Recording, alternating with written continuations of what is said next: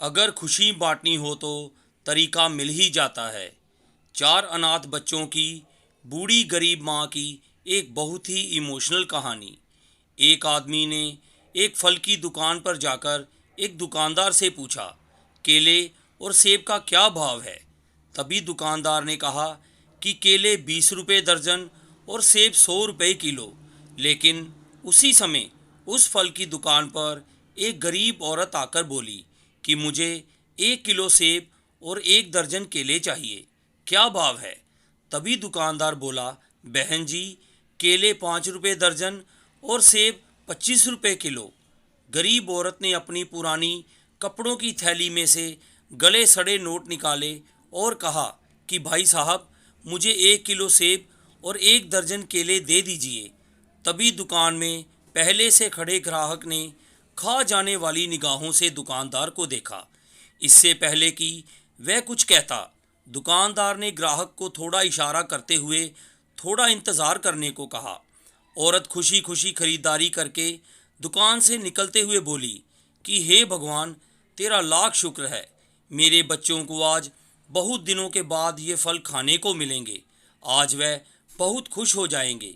तभी औरत के जाने के बाद दुकानदार ने पहले से खड़े ग्राहक की तरफ देखते हुए कहा, ईश्वर गवाह है भाई साहब, मैंने आपको कोई धोखा देने की कोशिश नहीं की।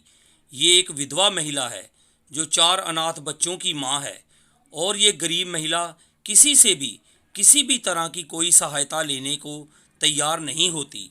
मैंने कई बार इसकी सहायता करने की कोशिश की, लेकिन ये गरीब महिला आज तक मुझसे तो क्या, किसी से भी कोई सहायता कभी नहीं लेती।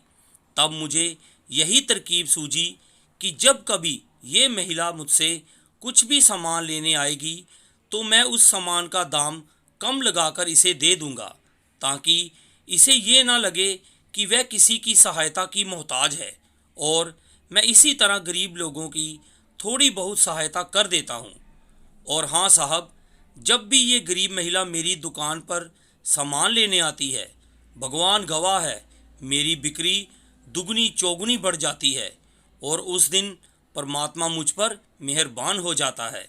ये सब सुनकर ग्राहक की भी आंखें नम हो गई और उसने इस समय उस दुकानदार को गले से लगा लिया और बिना किसी शिकायत के ही फल लेकर चला गया।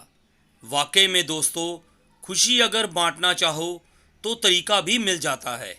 किसी गरीब की सहायता करने के लिए हमें कभी भी ज़्यादा सोचना नहीं चाहिए, बस सहायता कर देनी चाहिए। जय श्री राधे। तो दोस्तों, आपको ये कहानी कैसी लगी कमेंट बॉक्स में ज़रूर बताएं। कहानी को लाइक, शेयर और चैनल को सब्सक्राइब करना ना भूलें। धन्यवाद।